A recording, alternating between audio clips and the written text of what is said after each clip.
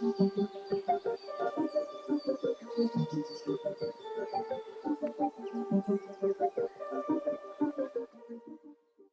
everybody, and welcome to another episode of the Coaching Outdoors podcast. And we are going international again, which is absolutely wonderful. We're managing to really spread the network and really spread our connections with some wonderful outdoor coaches all over the world. And on this podcast, we're heading over to Canada, and we are meeting with a wonderful gentleman called Ghislain in Quebec. And I will hand over. Ghislain, please, will you introduce yourself to our listeners? Yeah, thank you, Alex. I'm Ghislain Demers. I live in a small town called Sherbrook, which is east and about an hour from Montreal. I've been living here for 10 years now. And what I do is I'm a coach, and decided when I started that I wanted to become an outdoor coach. It was important for me to play outdoors more. And I thought, hey, earning my living working outdoor would be great.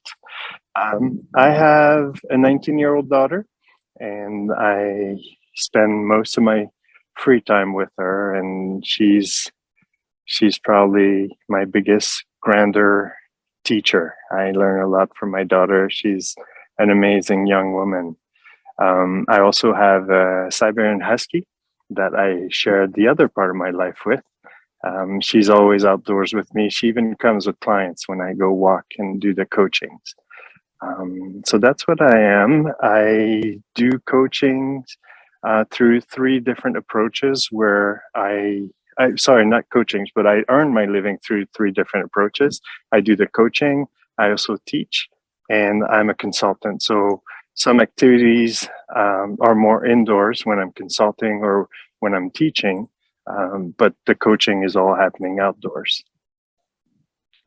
Perfect. And thank you for that introduction. And we will definitely be diving into your kind of backstory a little bit more and covering how that decision was made. And yeah, I think we've got a bit of mutual four-legged friend appreciation going on here as well, with your husky. I know Alex has got her kind of veritable pack of animals, and then I've got Bryn, my 6-month-old puppy as well. So yeah, a bit of kind of canine love going on. So just to kind of kickstart, and this is a question that we ask all of our guests, and it very much kind of takes us back in time. And we would be really interested to know, what is your earliest memory of being outdoors? And then why do you enjoy being outside so much? Thank you. I love that you asked that question to everybody since the very beginning. Good job. I think my earliest memories, I'm in motion, biking in a forest. I lived like maybe half a kilometer from a very nice, big, old forest. And I just seem to have woken up and I'm on my bike and I'm like, wow, this is cool. I'm really enjoying this. And so for 3, 4, or 5 years, I basically, every time I was not at school or not eating, I was outside in the forest. I learned to discover trees and creeks and berries. That was an amazing place. Sometimes I wouldn't even come back for lunch because I found this amazing berry patch and I would eat there. And I still have vivid memories of those things, even like 50 years later. So it's pretty amazing. That was my first contact. I remember meeting 2 other guys that were on their bikes. Never even learned their names, but we just knew that we'd meet each other in the forest and would bike together through the forest. We found this place where there's, I don't know how to say that in English, the kind of sand that is, you can make statues of. And I could mold castles and things like that. So we built like a whole city in this kind of mud. And so that was my earliest memories, and is still my earliest memories of playing outdoors. Oh, we love asking that question because everybody's earliest memory is so different. But there's always something about play involved. I think there's always something about either with friends or with grannies or granddads or with animals. And we've had such an array of different stories, but there's always something with the memory is always there about being outdoors and playing, or on an adventure. And Anna Marie and I are the same.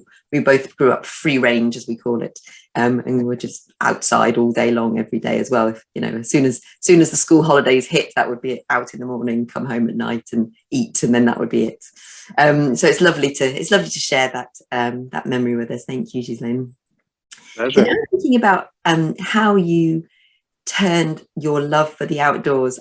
Lovely dogs.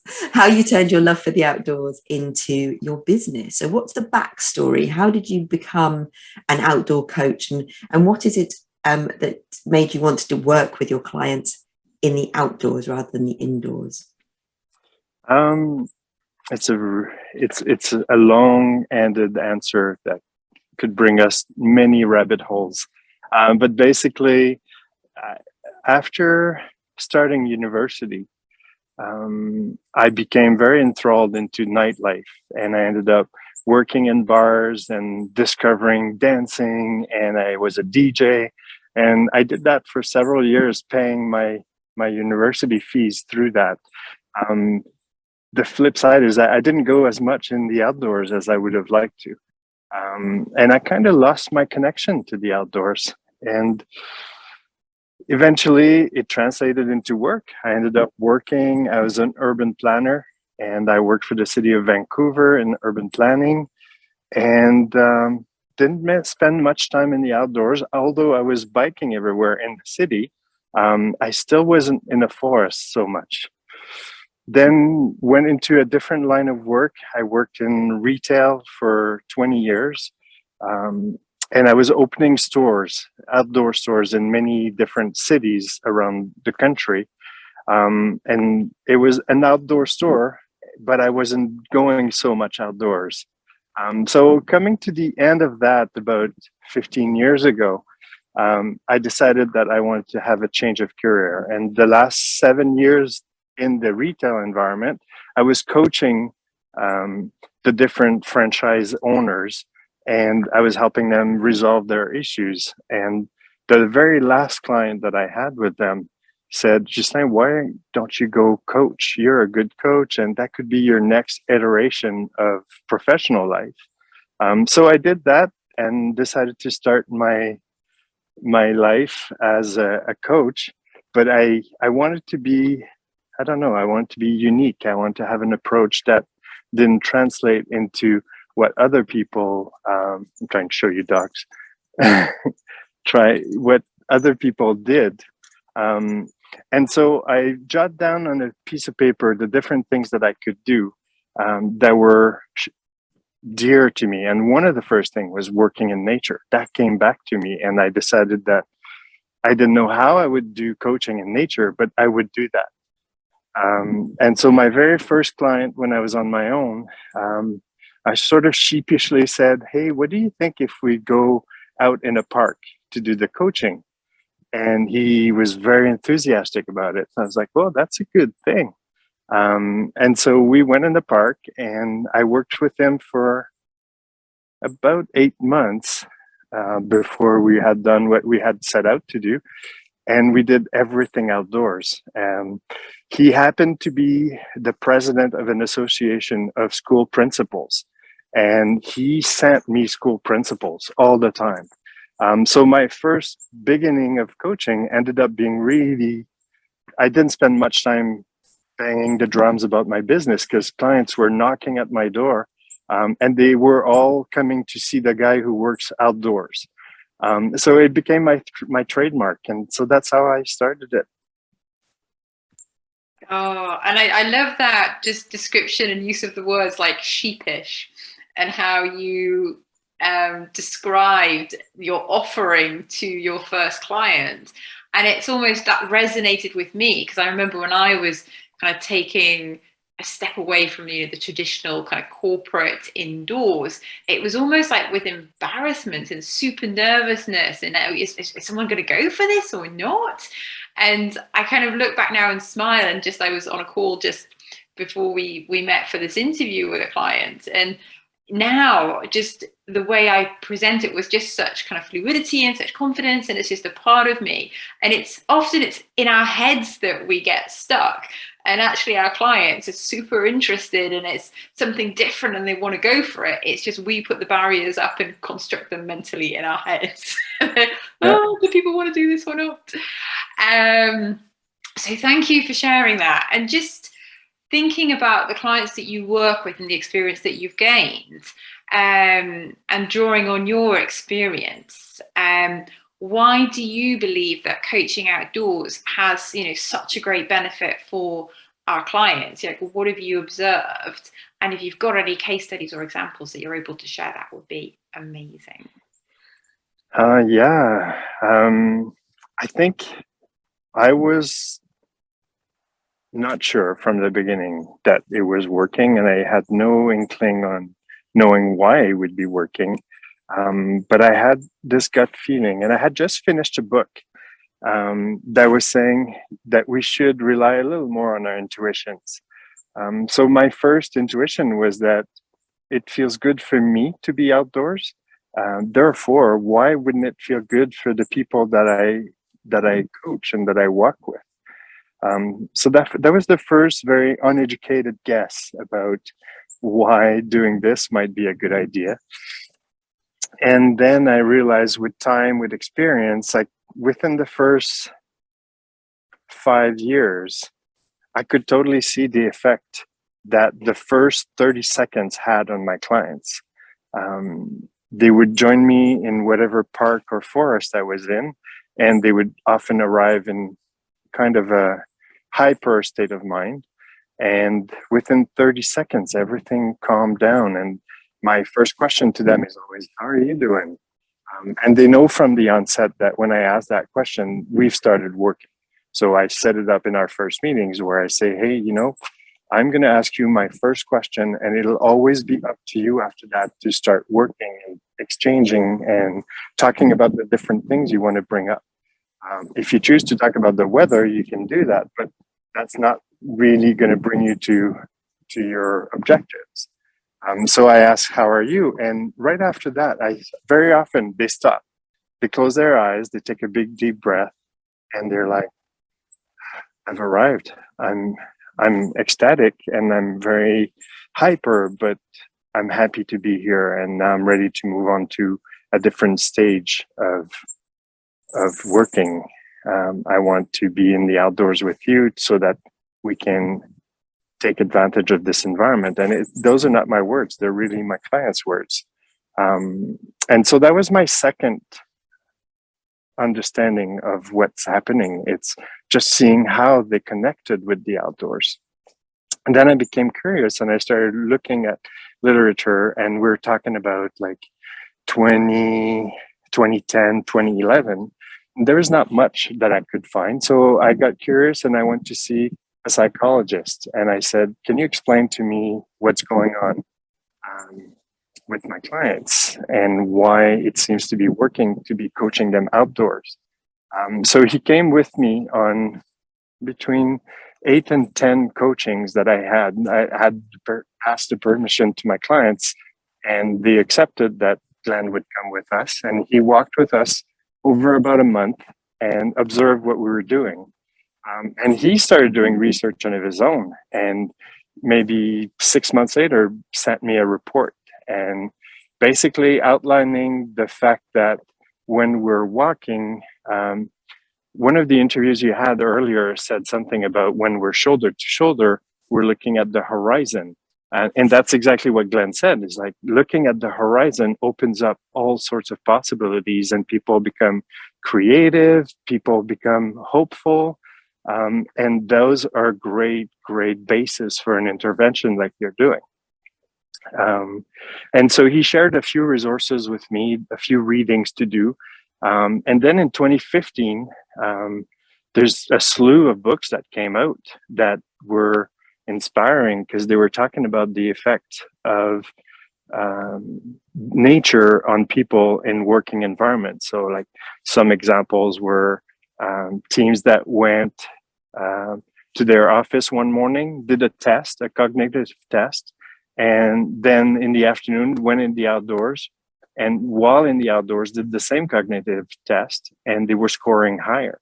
And that brought in a bunch of more research, and then more research brought more papers that were explaining the research, and I was very avid of reading everything that came out. So eventually what I got out of it, if I make a summary, is that when we're outdoors, first, the colors of the outdoors are very important to us, to our eyes, but also to our system. I'll say limbic system, but I might be totally saying something that makes no sense. But it's rooted in our past, where our ancestors were living most of their times outdoors. And so there's some remnants of that inside us, that when we're in the outdoors, the colors, the smells, all our senses are being called. And it has a very positive impact on us, because it feels like we've gone home. So that was the third big understanding that I got. Then a book came in 2016 called Your Brain on Nature. And that book was just amazing. It was written by a doctor and a naturopath. And they were very interested in knowing what happens in our bodies. And they were trying to tie in a bunch of research that was done around the world. And they talked about different results that were concurring, even if they were taken in Spain or in Denmark or in Canada. And it was very impressive to see all that body of literature coming together to explain to us why it was working. And it was basically just reaffirming that being outdoors, there's a chemistry that happens in our body. Looking at the horizon is opening up our brain. And then some research were showing that in a therapy session with a client, if we're sitting face to face, we're in a sort of kind of confrontation. Whereas when we're shoulder to shoulder, we're not really facing each other, and we're able to even be feeling freer in what we're thinking, how we're feeling. And that kind of connected well with me, because one of the things that I noticed is that my wife and I, when we were having long car drives, when we were traveling together, we had the best conversations we've ever had, sitting side by side and reinventing the world. So that connected with me. And then lately, since, I don't know, the book Nature's Fix came out, I think in 2017 or 2018, the book did a really good research around the world, looking at what's done in every country that is sensitive to this topic of having human beings using the outdoors. And that brought in a bunch more of research, maybe going deeper into that testing in the office in the morning and then testing outdoors and seeing the different scores. And so that led me to be more hungry about reading more. So all the research that she referred, I went and downloaded them and found them and read them, and realized that it's becoming complex, but we're getting a lot more intelligent about knowing why it's good for us to play outdoors. So that's kind of that. I'm not sure that I answered your question. I'm probably on to something else, but here it is. You provided with just so much there. And I love the fact that you started out listening to your intuition and knowing that it had an impact on you, and a positive impact on you, being out in nature. And then that must mean that some people must have a similar affinity to nature, and it must have an impact on them as well.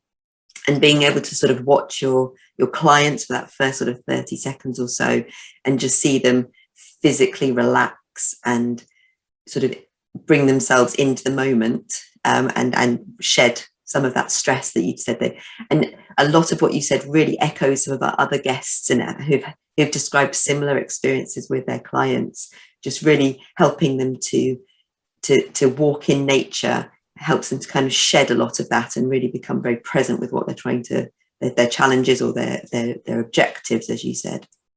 And there's just such a great body of research there, and you've shared some wonderful examples, some of the books and the resources, and they're ones that Anna Marie and I ourselves got on our bookshelves as well, and that we've both read, and so we're nodding away as you're talking, like, yeah, we've read that as well. And I think it's just really important, because a lot of the research that's out there is about the human body and the human brain in nature, and we utilize that partnership in coaching, but it doesn't necessarily have to be coaching. You know, we have these benefits from being in nature in many different aspects, but obviously we focus on the coaching in nature. So it would be really lovely to find out a little bit more about what your approach is to taking your clients outdoors. What's the ingredients that you bring to the coaching conversation in the outdoors, and what kind of locations, what kind of places do you take your clients to? Well, I'm in the place that I go 80% of the time, which is a park not too far from my place, and it's like a 5-kilometer trail that goes around a little mountain. The path is pretty wide, as you can see. So when I meet people there, I can just stay to my side with my clients, and we can exchange in strict confidentiality. Like, nobody's ever come to intrude on our conversations. Or that would put at risk what people are sharing with me. So this is one of the places that I prefer because of the width of the path. I forgot the first part of your question. It was about what's your approach, and what are the ingredients in your way of doing outdoor coaching that really helps your clients with their challenges and with their objectives. Yeah. From the beginning, I started designing my approach by the anti-measures that other therapists or other relation d'aide, how do you say that in French? In English. When you go and you ask a professional to help you, the way they do their interactions with their clients was inspiring for me, because I found that many of those approaches I didn't like. So for example, going to see a psychologist and being told after I just got warmed up, oh, it's been 50 minutes, so see you next week. That to me was a nonsense. I couldn't work with this. That doesn't mean it doesn't work, and it's not a critique of the profession. It's just something that for me did not work. Or with consultants that go see their clients and say, okay, I understand your problem, and here's my report, and all the answers are in there. I didn't feel that the client had the chance to really take on the understanding that went behind writing that report. So that I didn't want to do that either. And so I took all those examples. I don't want to go too deep into this because it sounds like I'm criticizing the other bodies of professionals, and that's not really what I want to do. I just wanted to do something that was more resembling what I do and how I work. And so it ended up being 2 hours every 2 weeks. So that's kind of what I decided to do. Offered to my clients that the opportunity to come with me, take a walk for 2 hours every 2 weeks, whether it's nice, whether it's raining. That would brings me to another thing that I'm doing, is that I responsibilize my clients. So I don't take any other responsibility than being there, being present. That might make some other coaches cringe, because I'm supposed to have a more active role into what I'm doing, depending on the school of thoughts. But that's the approach that I identified. So I said, if you want to take notes, you take notes, because I'm not going to write a report. And if you want to come and walk with me, you look outside before you come to meet me, and you dress accordingly, and to make sure you're going to be warm, you're going to be dry and comfortable. I can't remember the name of your guest, but a few weeks back, one of your guests said that in all the years that he's been doing this, he's never canceled one session. And to me, I've canceled one where it was sleet, the rain, ice was falling horizontally, and we were miserable, and we saw a pub and we're like, want to go for a beer? So we ended up doing coaching in a beer, but it only cemented our relationship, and it ended up being really good. So that responsibilization, I want my clients to know that I'm going to be there. I'm going to be listening with every sense that I have, every power that I have. My real contribution is asking questions. So depending on what they're telling me, I will sort of think of a question to help them go further. So I'm not the source of the success. They are. Glenn, the psychologist who accompanied me, was sharing with me that out of 100% of success in a relationship like this, 70% is due to the person who gives the help, 30% on the relationship that they're building, but 40% the ability that the professional has to adapt their tools to the needs of their client. So no cookie cutter solutions there. You really need to take your client one at a time, listen, be curious. Those are the learnings that I got out of what Glenn was writing. And so those are the sources of my approach. I also based a lot of what I do on techniques that are used in psychotherapy. I'm not a psychologist. I'm not a psychotherapist. Is that how you say that? Thank you. But I'm certainly wanting to use their tools. So I'm not a mechanic, but I know how to use a wrench to untie my tires. So there's no reason why I wouldn't be able to use some of those tools. And I sucked at first, but basing my energy on my intuition eventually got better. But I wanted to find a way to compensate my client when I sucked. So right from the beginning, I gave 100% guarantee that my clients were going to be satisfied. So if they're not satisfied, they just don't pay me. And it happened 5 or 6 times over the last 15 years that I got to use that policy. Only once a client said, I'm not very happy and this is absolutely not what I was needing. And although you had good intentions, I'm leaving not feeling better than when I came in. And I was like, you know what? That's great. So my guarantee now is like, you will feel better leaving than when you came in. And if not, I'm paying you back. The other 5 or 6 times that it happened, it's me that said to my client, listen, I don't feel like I performed. Therefore, you're not paying for today. And it always helped me building on the trust with my clients. So that's also part of my approach. My clients know about it. They know that it's something that they can use if they were not happy. And it helped me not feeling like a imposter, which was a big thing for me up until not so long ago. When you guys started the podcast and I started listening to your podcast, all of a sudden I wasn't alone anymore. I've been in contact with Karen Leibergrath since 2011, and that helped me tremendously to know that someone else was doing this. But then you're at 22 interviews now that you published, and every single one of them is just so amazing, reassuring. Even though we don't do the same things, we don't do it the same way, it's reassuring to know that other professionals are doing this outside and are questioning their skills sometimes, and sometimes are happy with the results because their clients are happy. So that's been a very good thing. Again, not sure I answered your question. Sorry. Coaches, we're all about asking the questions as opposed to answering them. So when we're in the spotlight and we have to answer the questions, it's like, oh, but wow, so much going on there. And I simply love the fact that you've really taken that stance of being like super brave and almost kind of going, okay, what is my value? And yes, value and money, and the money thing in the coaching world, how often do we really talk about it? How open are we?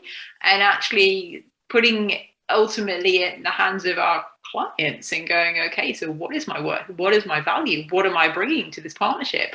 And I do remember listening to, I think it was Marshall Goldsmith about this at one point, and he, with a group of his kind of clients, he was very much, I'm not taking payment until the work is done.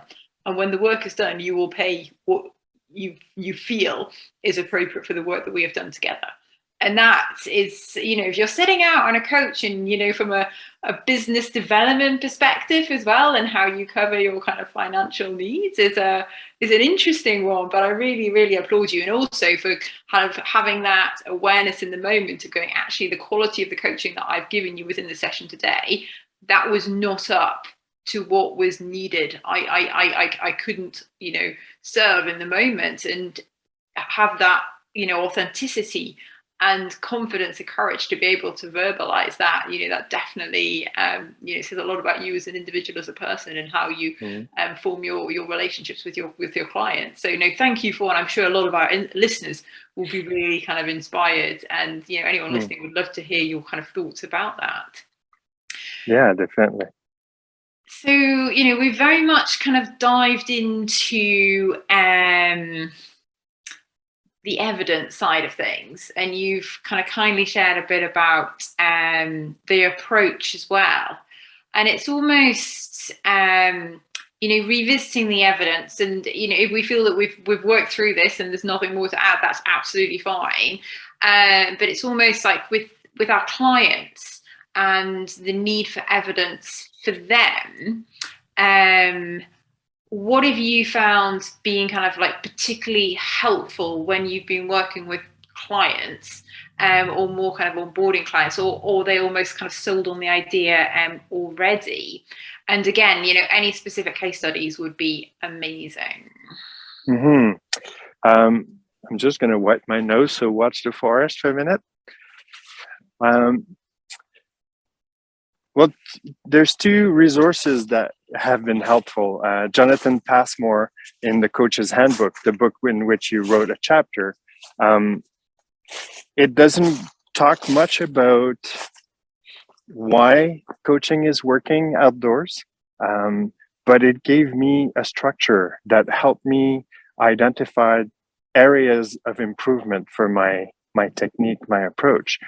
And the other resource that I haven't seen yet is your book. I'm looking so forward to hearing and reading your book, because one of the need I think that we have as coach is, as outdoors coach, is to sit our approach into something concrete, something that makes sense from the beginning to the end. How do you start a relationship with a client? How do you end a relationship with a client? And that I haven't seen a lot. Even in the psychology field, there's nobody in agreement on how to do these things. So one of the needs of evidence-based research, I think, is on the relationships between a client and a coach, and how it starts, how it grows, how sometimes we meet hiccups, and how we reestablish balance from those hiccups, and how do we reach the end of those sessions. Sometimes it's not as simple as saying we're going to see each other 15 times, and at the 15th time we're ready, we're going to stop. Sometimes it's 25 times, sometimes it's 3 times. So we need some research on this, and I haven't found anything about it. So if you guys know, or if your listeners know, I'm really looking forward to knowing more about that. If I want to share examples, case studies about how these needs are identified for me, one of the biggest stress in my life is when on a morning I'm going to the forest to meet my client, and on my walk there, I realize that something inside me is bugging me, and it's really deep. And it's happened 3 or 4 times only. And I know with certainty that when I get there, that client is going to announce to me that our sessions are over. This is our last one. And it's telling me I have no idea how to prepare for this, and I haven't prepared my clients either. So I left them too much responsibility there. They had to, at some point, struggle with the decision of saying, I have to tell Ghislain that today is our last session. And so there's a need there for more research and maybe more knowledgeable people than me to tell me how we do these things. There's also a need, I think, to go deeper into that relationship between nature and how we evolve in a working self-development situation. I'm hearing a four-wheeler coming up, so it's going to be noisy. I'm going to hide somewhere. Sorry about that. That happens sometimes. The maintenance park people come here and do this. Welcome to my brain, by the way. I'm kind of all over the place. Sorry about that. So yeah, that there's a need to understand how not only nature affects us when we go into nature, but how nature affects us when we're undergoing an intervention with a professional. There's something there that is not defined that would be, I think, needed for all of us. And again, maybe something exists, I just haven't uncovered it. I'll rely on you to tell me that. Yeah. I think you raise a really good point there as well, because at the end of the coaching relationship is always an interesting point. I mean, is it a case of you've booked 6 sessions, so you have 6 sessions, or is it a point where the coachee, the client says, right, I don't think I need your support anymore. Thank you, I'll move on. But it's interesting because of the being outdoors, especially if the client has the same affinity to nature as we do. At what point does it stop being a coaching conversation in the outdoors and move into 2 people who love the outdoors, walking and talking and enjoying being in the outdoors together, which is obviously not the actual aim of the session. It's one of the aims, but ultimately, at the end of the day, it is a business. We are in a business here. So you raise a really good point, and it set off all sorts of additional questions in my mind, because I'm exactly the same as you. You know, at what point do you instigate I think we're coming to the end of this, or do you wait for your client to instigate that conversation? It's a fascinating area to be in. And you mentioned Jonathan there. Jonathan was my dissertation supervisor when I did my master's last year, and his mind, when we talked about all the possible angles of research, was very similar. You know, there's so many ways we can go with research these days and add to what small amount of research has been done already, specifically on the benefits of coaching outdoors. And there's so many other avenues. And another one of our podcast guests, actually based in the States, had a similar, call to arms almost. What more can we do, and who can put their hand up and say, I'd like to go and do some research on that.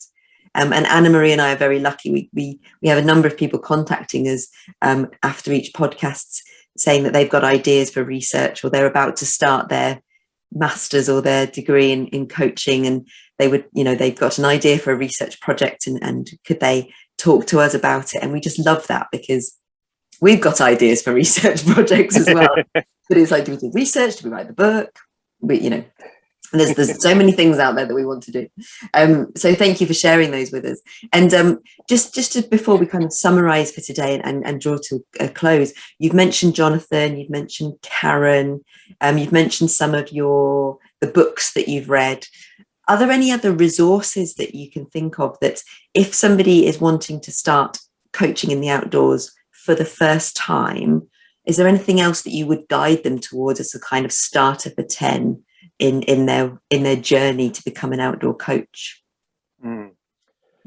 I'll echo many of your guests by saying, just get out of there. Just call someone, anybody, someone you don't know, someone you know, someone you know that knows someone, and go for a walk and trust yourself, dive into your intuition, and it doesn't have to be a perfect science. Just the fact that you are listening to someone is helping them. It doesn't need to be perfect, and the proof is I still don't know how to start. I still don't know how to end.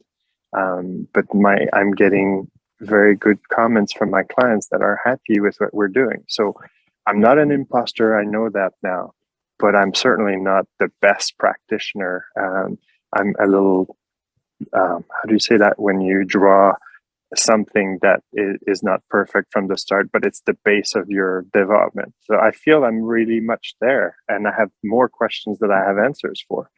And I've been doing this for 15 years as a independent worker, but 20 some years, and I'm still feeling that way. So there's no perfect way to go about it. Trust yourself, go walk in the forest with someone in a park, and just enjoy being outdoors together and exchanging and making room for curiosity, for diversity, for innovations, for doing things your way, the way you feel it, as opposed to how it's dictated that it should go.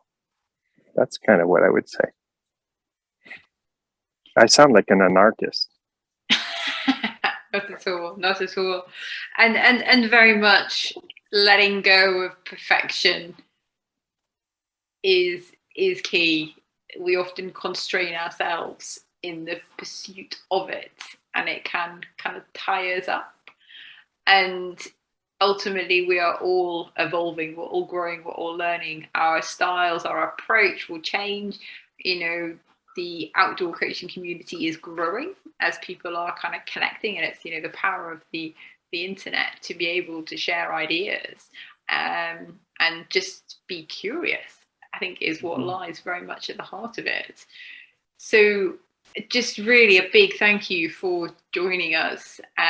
It's been really beautiful seeing the backdrop to, you know, the people who are listening just on the podcast today and aren't actually watching. You know, we've had these kind of conifers behind, and you're all bundled up and wrapped up with your hat on outdoors. Alex and I are very much kind of indoors. It's nearly 5 o'clock at the end of November, so it is kind of rather dark, but at least you have been flying the flag of actually being outdoors and practicing what we preach. So thank you very much for that. And, you know, it's always fascinating listening to our guests. You know, Alex and I, we feel really privileged to get like an insight into people's experience and thoughts, and we learn so much just from hosting. It is an absolute pleasure.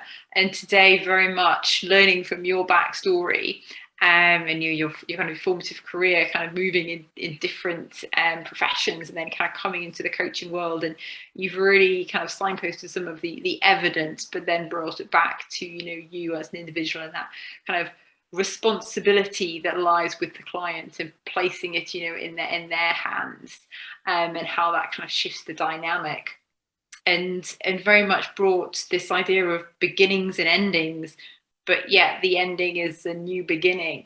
And actually, how do we move through that and flow through that as coaches? And how do we cope with endings as well? You know, when you've been working with a client for so long, you can get really kind of involved. And how do you then let go? And how have you ultimately worked yourself out of a job and upskilled your clients so they're free to go? So it's a really interesting dynamic, and definitely there's kind of a lot more work to be done. And, you know, really enjoyed hearing how you have worked with Ghislain, your psychologist, and invited him along. You know, that is a really unique, and to have that as, you know, an observer there on your coaching, again, opening yourself up to that scrutiny almost, and kind of going, you know, what did you notice? What did you observe? Because that is, you know, coaching is so private, just kind of 2-on-2, but the fact that you've opened up and then, you know, he generated a report, that's really, really, really valuable. So, you know, thank you so much for being here and sharing your knowledge, your skills and your experience. I'm sure our listeners will have found it absolutely invaluable.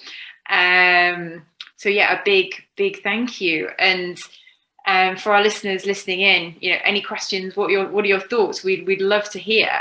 And Ghislain, it would be great if you could just signpost where our listeners could find you. I'm sure people will be wanting to connect and follow up. Yeah, for sure. You can reach me on LinkedIn. That's pretty much the best place. I kind of dropped out of the social world, the electronic social world. LinkedIn is like pretty much the only place where you can find me. I do have a website. I probably won't keep it very much longer. So if you go on LinkedIn, look for Ghislain Demers. I guess you'll have it written on your website there, so it'll be easier. I'll share the link with you as well. That's the best place to find me. We didn't talk about this, but it's an interesting topic. How do we move into the virtual world of like someone walking in a forest in Australia and me walking in my forest here? So I do more and more of that too, as well as leadership, forest bathing. I'll call it like this, but I'm again not certified as a forest bathing guide. But those are the things that I do that your listeners might be interested in.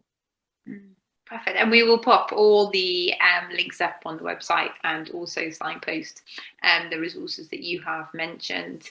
And yeah, big thank yous. And just to draw it to a wrap, clearly we've got a backlog of other interviews available. If you've not discovered them yet, check out. The website is www.coachingoutdoors.com, and yeah, go and have an explore. Thank you so much for listening to me talk so long. Thank you. So if you enjoyed what you've heard, Like it, share across your network. and subscribe to our YouTube channel and LinkedIn community page, the Coaching Outdoor Podcast. Thanks so much in advance for your support.